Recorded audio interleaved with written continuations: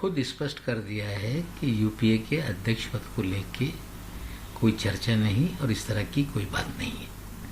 लेकिन पिछले एक सप्ताह पहले उन्होंने पत्रकार से बात करते समय कहा था कि देश में विपक्ष की एकता के लिए मैं काम करूंगा। उस दिशा में वो काम कर रहे हैं। हमें लगता है कि पवार साहब ने जब स्वयं कह दिया कि विपक्ष की एकता जरूरी है, नेता कौन बने, कैसे नेता बनाया जाए, तब हमें लगता है ये चर्चा का कोई अभी उसका औचित्य नहीं बनता। संजय राउत जी कह रहे हैं कि पवार साहब अगर बनेंगे तो हम यूपीए में आ जाएंगे, समर्थन करेंगे। बहुत सारे दल हैं जो पवार साहब के नेतृत्व को मान्य करने के लिए तैयार हैं, लेकिन पवार साहब स्वयं इस तरह की कोई इच्छा नहीं रखते। ये सच्चाई है। ज्या पद्धतीने कालपासून चर्चा सुरू झालेली आहे की पवार साहेब हे यूपीएचे अध्यक्ष होऊ शकत आहेत, स्वतः पवार साहेबांनी या विषयाला कुठेतरी विराम दिलेला आहे। एक आठवडा आधी त्यांनी सांगितलं होता की देशामध्ये जे विरोधक आहेत सगळ्यांना एकजूट करण्याचं काम मी करणार आहे।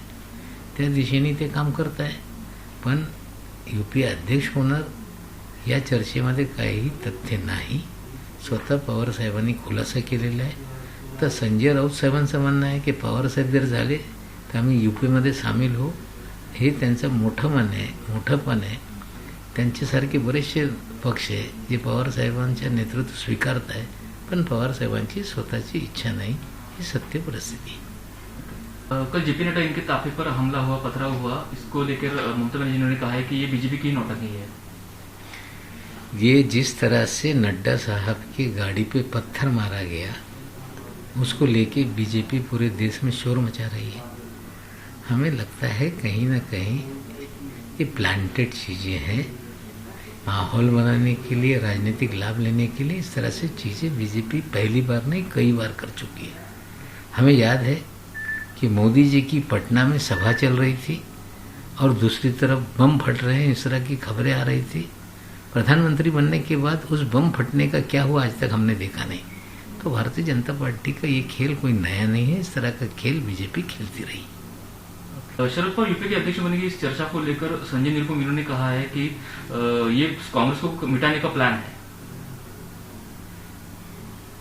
मैंने सुना महाराष्ट्र की काबीना ने महिलाओं के लिए एक शक्ति कानून को मंजूरी दी है, जो विधानसभा में हम पारित करेंगे। इस कानून के आने से इंक्वायरी 15 दिन में निपटाई जाए, मुकदमा महीने भर के भीतर निपटाया जाए, इस तरह की चीज़ें उसमें रखी गई है। फांसी तक की सज़ा का प्रावधान किया गया है और इस कानून को विधानसभा में पारित करके केंद्र के पास भेजा जाएगा। ये सरकार की तैयारी है। महाराष्ट्रच्या मंत्रिमंडळाने शक्ती कायदा याला मंजुरी दिलेली। विधिमंडळामध्ये तो सादर होणार आहे, चर्चा करून तो पारित होईल, मग केंद्राकडे मान्यतेसाठी पाठवण्याचं काम सरकार करेल।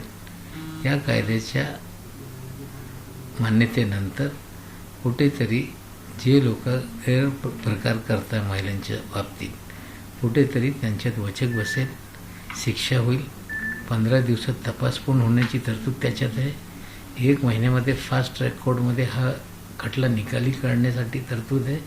हा खटला मंजूर झाल्यानंतर कुठेतरी या प्रकारचे जी लोक आहेत त्यांच्या मनात एक भीती निर्माण होईल आणि जर गुन्हा झाला तर कठोर शिक्षा याच्यावर होण्याच्या तरतुदी या कायद्यामध्ये करण्यात आली है।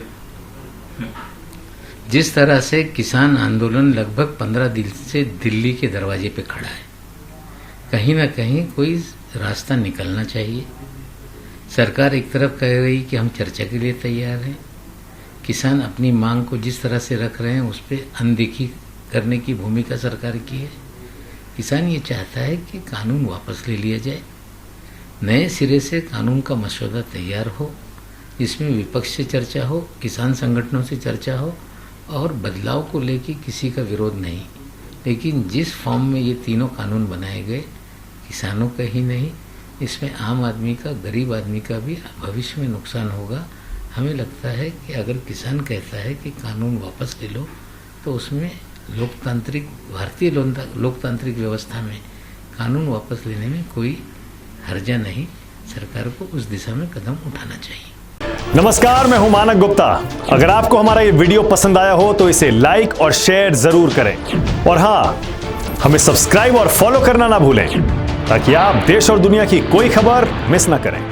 चाहे कोई ब्रेकिंग न्यूज हो या कोरोना वायरस से जुड़ी कोई भी अपडेट, पॉलिटिक्स हो या आपकी जेब से जुड़ी कोई खबर, इलेक्शन की कोई न्यूज हो, कोई कंट्रोवर्सी हो या फिर कोई वायरल वीडियो, सब कुछ मिलेगा न्यूज़ 24 पर। तो जुड़े रहिए हमारे साथ और देखते रहिए न्यूज़ 24।